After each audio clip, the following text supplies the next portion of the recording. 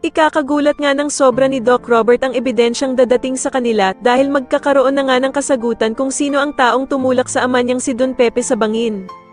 Dito nga ay mapapasa kamay na ng mga pulis ang video recording ng nangyaring aksidente kay Don Pepe, kaya naman ay agad nga nila itong ipapakita kay Doc Robert. Samantala ay magkakaroon nga ng good news sa Apex dahil sa tuluyan na ngang magbabalik si Annalyn sa pagtatrabaho dito. Kaya naman ay agad na ipapatawag ni Giselle ang lahat ng tauhan sa Apex upang i-welcome si Annalyn sa pagbabalik nito sa kanila. Tuwang-tuwa naman na lalapit si Zoe kay Annalyn at sasabihin nga nito na sa wakas nga daw ay magkakaroon na siya ng kakampi at pariringgan pa nga niya si Justin na meron nga daw na taong humahaba na ang sungay at manang-mana sa nanay nito. Pero agad namang sasagutin ni Justin si Zoe na ibig sabihin ba daw nito na kriminal din siya katulad ng kanyang nanay na si Moira. Kaya naman ay agad na namang aawatin ni Annalyn sila Zoe at Justin na malapit na namang magsalpukan.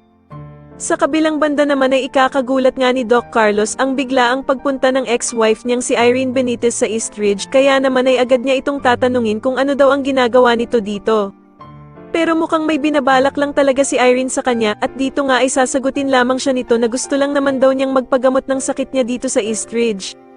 Samantala ay meron na naman ngang bagong pasyente na dadalhin sa Apex at bagong makikilala ni Annalyn at eto nga ay si Carla na magpapa-opera sa kanya ng kakaiba nitong sakit.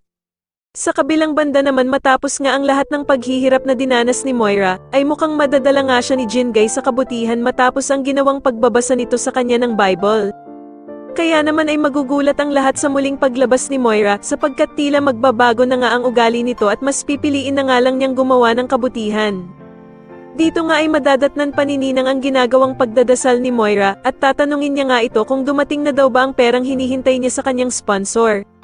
Subalit ikakabigla naman nila ang isasagot ni Moira dahil sa hindi na nga daw siya gaganti sa kanila dahil sa nagbago na nga daw siya at hindi na siya gagawa ng masama.